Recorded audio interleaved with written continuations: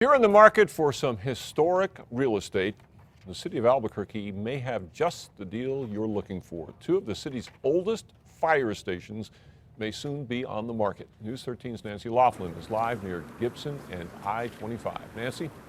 Well, Dick, Fire Station 2 is right behind me. It is one of two new fire stations going up in Albuquerque.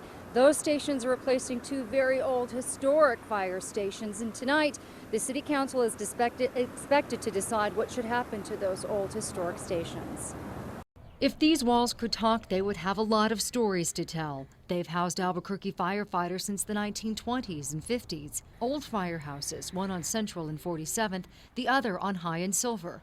With old hardwood floors, small bed and alarm rooms, Albuquerque firefighters still call them home.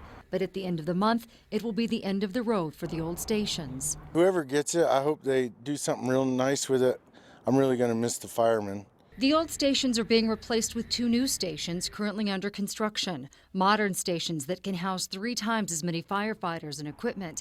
The City Council could decide tonight if they can move forward and sell the old buildings. The revenue generated from the sale of these structures will be used to reinvest in other structures that either need to be remodeled or other capital projects. The city values Station 7 at $240,000. For Station 2 just off Central, $480,000. The chief showed us an old picture of Station 2 under what is now stucco, old riverbed stone. These are classic structures and they have a tremendous amount of history.